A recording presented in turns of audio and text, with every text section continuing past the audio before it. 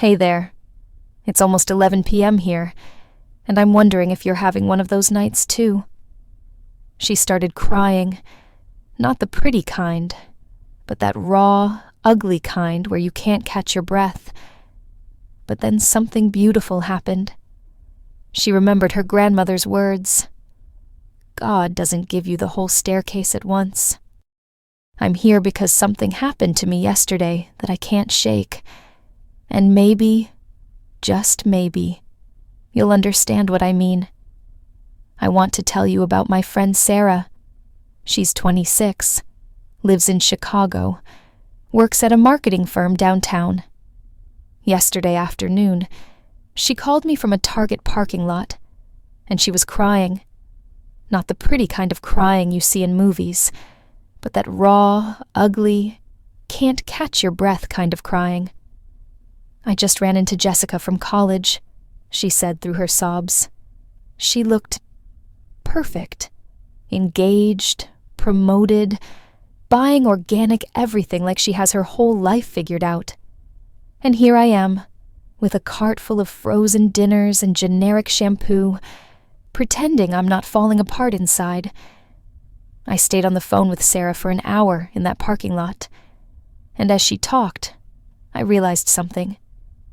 She was saying out loud what so many of us feel, but never admit. That feeling of being 26 and still playing dress-up in work clothes. That fear that everyone else got some manual for adulting that we somehow missed. Sarah told me about scrolling through Instagram at midnight, seeing engagement photos and vacation posts and pregnancy announcements, while her last post was a picture of her coffee 3 weeks ago because she couldn't think of anything else worth sharing about her life.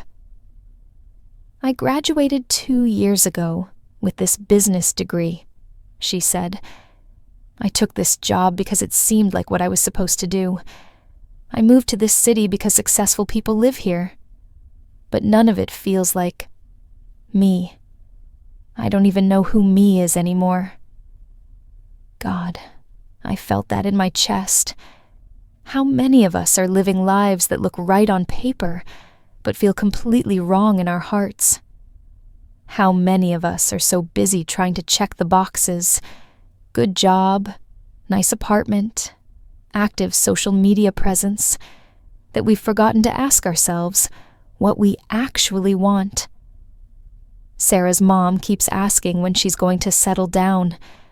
Her dad wants to know about her 5-year plan, and she doesn't have the heart to tell them that she can barely figure out what she wants for lunch, let alone what she wants to do with the rest of her life.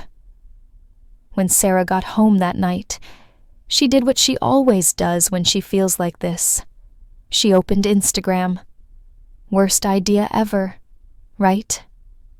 But she couldn't help it. There was Jessica's professional engagement photos, her high school friend's second pregnancy announcement, her coworker posting from Greece with her perfect boyfriend, and Sarah just broke. She sat on her couch in her tiny studio apartment. You can hear everything through those thin walls, she told me. Her upstairs neighbor's TV, someone's music down the hall, the couple next door having the same fight they have every Sunday night. She started crying again, that ugly, gasping kind of crying where you can barely breathe, because she realized something that terrified her. She had no idea what she was doing with her life. But then Sarah told me something beautiful. Through her tears, she remembered something her grandmother used to say. Sarah, baby, God doesn't give you the whole staircase at once. He just gives you the next step. She'd always thought that was just something old people say to make you feel better.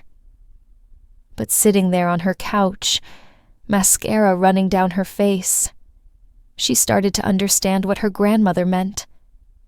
Maybe she didn't need to have it all figured out. Maybe Jessica's life looked perfect on Instagram, but maybe she had moments like this too. Maybe that coworker in Greece sometimes lies awake, wondering if she's on the right path, Maybe we're all just doing the best we can with what we have right now. Sarah got up from that couch, washed her face, and made herself a cup of tea. And for the first time in weeks, she didn't feel angry at herself for not having it all together. She felt hopeful, like maybe being lost isn't the end of the world. Maybe it's just part of the journey. "You know what?" she told me. "I've been so focused on where I think I should be that I forgot to notice where I actually am. I have a job that pays my bills. I have this little apartment that's mine. I have people who love me even when I'm a mess. Maybe that's enough for right now.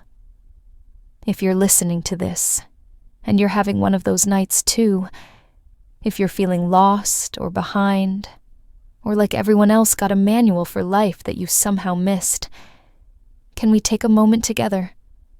Can we pray, even if it feels weird praying with a stranger on the internet? God, I'm here. And I know someone else is here too. And maybe we both feel a little lost tonight. We're tired of pretending we have it all figured out. We're tired of comparing our behind the scenes to everyone else's highlight reel. We're tired of feeling like we're not enough, not successful enough, not together enough, not enough. So tonight, can you remind us that it's okay to not know what comes next? Can you help us trust that we don't have to see the whole staircase to take the next step? Can you give us peace with where we are right now, even if it's not where we thought we'd be? And God, for anyone listening who feels as small and lost as Sarah felt in that Target parking lot, can you wrap your arms around them? Can you remind them that their worth isn't measured by their relationship status, or their job title, or how put together their life looks on social media? Help us remember that we're loved exactly as we are, mess and all. Help us sleep tonight, knowing that tomorrow is a new day, and we don't have to have it all figured out to be worthy of love and belonging. Sarah texted me this morning. She said she slept better last night than she had in months. Not because all her problems were solved, but because she finally gave herself permission to not have all the answers. Thank you for sitting with me tonight, for letting Sarah's story be heard, for reminding me and her that we're not alone in this mess called life. I don't know what tomorrow holds, but I know we don't have to face it alone, and neither do you. Sweet dreams, friend. I'll see you next week with another story, another heart that's learning to find peace in the beautiful mess of being human.